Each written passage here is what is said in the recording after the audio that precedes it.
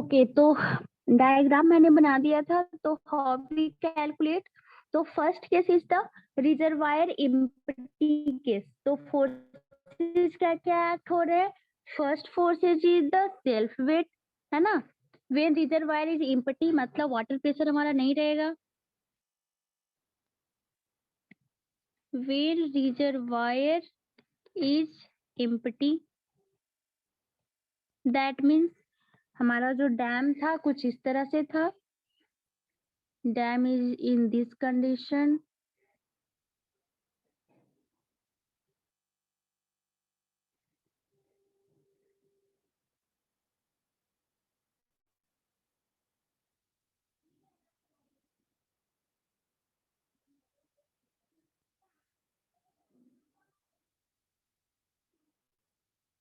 This is the condition. ठीक है, इधर का भी एरिया हमारा क्या है, स्लोपी है, मतलब सपोर्ट दिया हुआ है दोनों ही साइड में। ओके, इम्पटी मतलब वाटर नहीं है। फोर्सेस क्या क्या एक्ट होंगे। First is the self weight. Water pressure क्या हो जाएगा, zero, water pressure zero. Okay, in downstream direction also water pressure is zero, but second force is given, that is earthquake forces. Earthquake forces act in as well as downward direction as well as in horizontal direction. So downward direction में क्या था हमारा 0.1 g and in horizontal direction what is the acceleration, that is 0.05 g, है ना। So कुछ इस तरह से earthquake forces act होगा, that is VEB and VEA. Okay, earthquake forces in this direction and also earthquake forces in downward direction. ठीक है, तो first step is the calculate all forces acting on dam. Second step is the calculate lever arm of all forces. Third step is the calculate moment due to different forces acting on dam, है ना। ये हमारा different design step था, total 7 design step था for designing of dam. तो first we follow first step, that is calculate all forces acting on dam. ठीक है, all forces acting on dam. तो where is the different weight. First weight is the W1. W1 is the here is the W1, here rectangular part is the W2. ठीक है, here again triangular part is the W3. तो 3 part में हमने dam को divide किया। तो calculate W1. W1 is the this triangular part. Okay, this triangular part diagram अभी मैंने बनाया था, उसके बेसिस पे कैलकुलेट करो। W1 फिर W2 फिर W3. This is the weight of dam. total W1 plus W2 W3 give weight of dam. So first we have calculate W1. So what is W1? W1 is in triangular part, so 1 by 2 into B into H, है ना। तो into gamma C, तो क्या हो जाएगा 1 by 2 into height हमारा कितना था 6 into width is 60 into 1 unit weight of concrete is 24. So right here 1 by 2 into 6 into 60 into 1 into 24. Okay, what is the value? Again W2. W is the rectangular part, है ना। तो rectangular part का area हम लोग कैसे calculate करते हैं, unit weight into volume, volume equal to area into length. ठीक है, तो area is the B into H. So 7 into 90 into 1 into 24. ठीक है, and again W3 is again triangular part. So what is the value of W3? That is 1 by 2 into 56 into क्या हो जाएगा, bit कितना हो जाएगा 90 into 56 by 63. ये हमारा क्या था, स्लोप पार्ट का एरिया था, width into 24। Total value calculate करो, W1 plus W2 plus W3. And also calculate here lever arm. Also calculate here lever arm. Lever arm for W1, for W2 and for W3. Calculate also lever arm W1, W2 and W3 के लिए. ये forces calculate हो जाएगा. उसके बाद हम लोग calculate करेंगे earthquake forces in horizontal direction and vertical direction.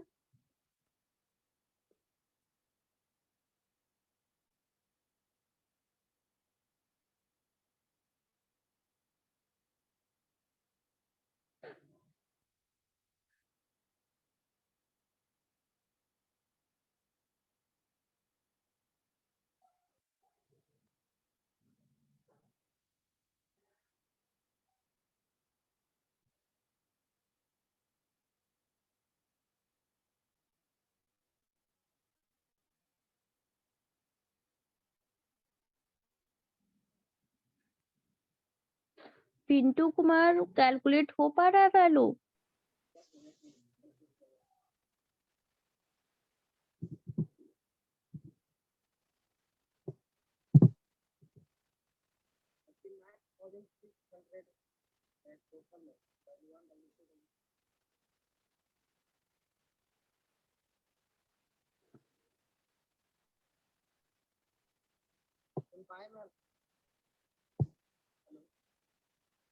देखो तुम्हारी तो आवाज ही नहीं बिल्कुल भी आ रही है. तो क्या क्या स्टेप्स है वो मैं बता देती हूँ, तुम कैलकुलेट कर लेना. और कैलकुलेटिव पार्ट है यहाँ पे. तो अभी जो हम लोग कंडीशन कैलकुलेट करें that is in reservoir empty condition, है ना. And earthquake forces acting in upward direction. ठीक है. तो वेट हमने कैलकुलेट कर लिया, that is in terms of W1, W2 and W3. What is the value? Value हमारा कुछ इस तरह का आएगा. Value of total weight that is we can write in terms of V1, that is in vertical downward direction. Value is 73200. This is the value of total weight. ठीक है.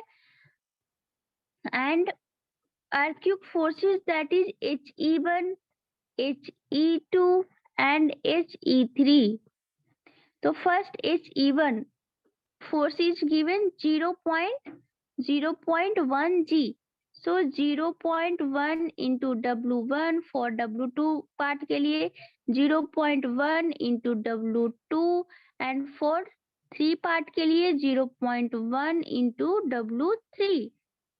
ये में वैल्यू मिल जाएगा. ठीक है. तो what is the value? Total H is the 7320, but is in opposite direction of weight, है ना. ये हमारा अपवर्ड डायरेक्शन में क्या हो रहा है? एक्ट कर रहा है. ठीक है. And next step is the calculation of lever arm. तो फॉर W1 के लिए लीवर आर्म डायग्राम ध्यान रखो. दो W1 हमारा क्या था? ट्रायंगुलर पार्ट था. मतलब ट्रायंगुलर पार्ट का जो लीवर आर्म होगा दैट इज एट H/3. ठीक है. तो lever arm is equal to 65 for W1. इसे मैं लिख देती हूँ L1. L2 के लिए क्या हो जाएगा? L2 के लिए ट्रायंगुलर पार्ट था तो उसका सिर्फ लेंथ बाय 2 हो जाएगा, दैट इज 59.5. फॉर L3 क्या हो जाएगा? That is also triangular form, 37.33. Same as for HE1. HE1 के लिए लीवर आर्म क्या होगा? That is 20. इसे मैं लिखती हूँ LH1. ओके. फॉर HE2 के लिए लीवर आर्म क्या हो जाएगा? 45. सीधा डायग्राम, मैंने जो डायग्राम बनाया था उसे प्रेफर करना. LH2. एंड फॉर H3 के लिए लीवर आर्म हो जाएगा हमारा 26.6, that is in triangular part. LH3. This is the lever arm. हमें फोर्सेस मिल गया, हमें लीवर आर्म मिल गया. Next step is the calculation of moment, है ना. Calculation of moment. But here one force is act also. ये मेरा हॉरिजॉन्टल डायरेक्शन में अर्थक्वेक फोर्सेस था. हमें नेक्स्ट जो forces is given that is earthquake forces in vertical direction. Pintu तुम अपना वीडियो ऑफ कर लो, तुम ब्रश करते करते क्लास कर रहे हो. सब लोग इतना इरेस्पॉन्सिबल हो.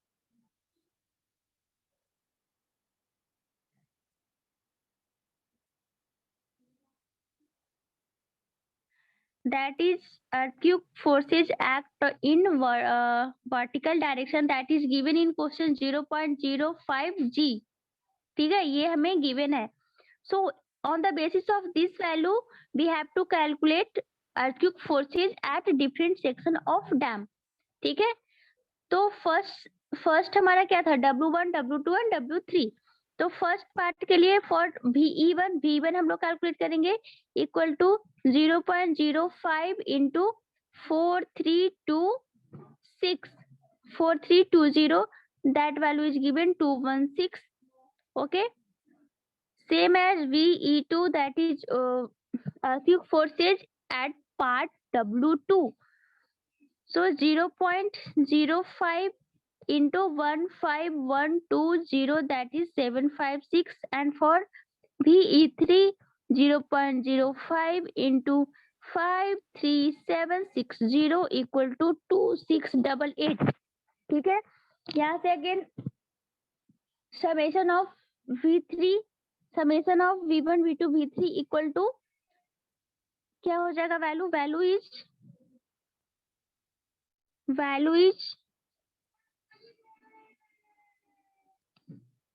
3660. This value is positive, है ना. Lever arm is also here given, so we can calculate moment. We can calculate moment due to VE1, VE2 and VE3. तो different forces के लिए हम लोग moment calculate कर सकते हैं. हमें forces and lever arm given है. तो summation of M मैं directly लिखती हूँ, that is 353868669 kilo newton meter. This is the moment.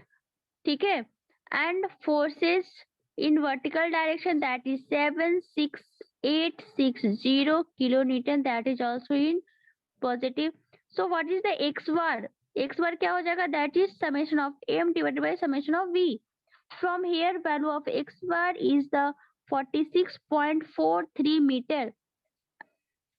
Again we have to calculate eccentricity. Eccentricity equal to B by 2 minus x bar. What is B? B is given 69. So 69 by 2 minus x bar calculated. So B eccentricity value we can calculate here. क्या value हो जाएगा, eccentricity का value हो जाएगा 11.9 meter, है ना. From centre left negative value आ रहा है, दैट मीन्स फ्रॉम लेफ्ट, है ना, फ्रॉम सेंटर टू लेफ्ट. ठीक है, from here we can calculate B by 6. B by 6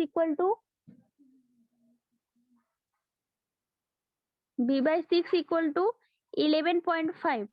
so here क्या हो रहा है हमारा condition is B by 6 is less than E, है ना. B by 6 is less than E. तो it is in safe condition or not?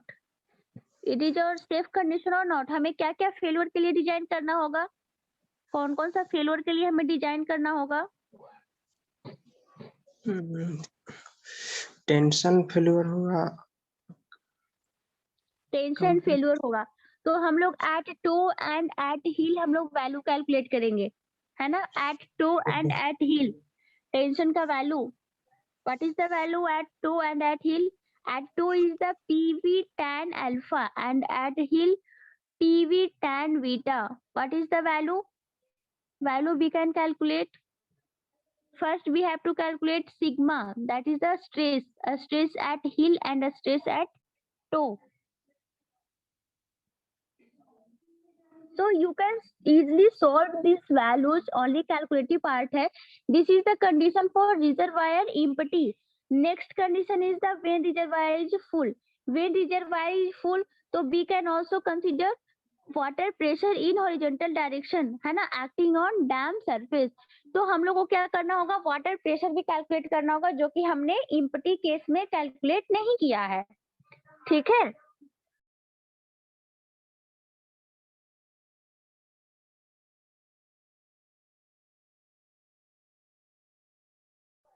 ठीक है, तो we can calculate when reservoir is full condition. Yes ma'am, कोशिश करेंगे ma'am हाँ calculate करने. एग्जैक्टली. तुम लोग ट्राई करना, और अगर नहीं होता है तो एक बार तुम लोग, अगर तुम लोगों ने क्लास तो अटेंड किया नहीं, तो एक बार बुक प्रेफर करो, बाकी मैं नोट्स प्रोवाइड कर दूंगी. तो जो भी उसमें नोट्स में है सेम मैंने क्वेश्चन करवाया, तो you can also take help from the notes, है ना. तो नोट सब कहाँ पे भेजिएगा मैम? नोट्स एलएमएस पोर्टल पे ही रहेगा, सारे नोट्स वहीं पे प्रोवाइड किए हुए हैं. Okay ma'am. ठीक है, तो ये हमारा इसमें जो इस मॉडल में सिर्फ हमें डिजाइन ऑफ डैम ही पढ़ना था, डिजाइन ऑफ ग्रेविटी डैम. तो that is completed. Only numerical you can practice from your text book और नोट्स.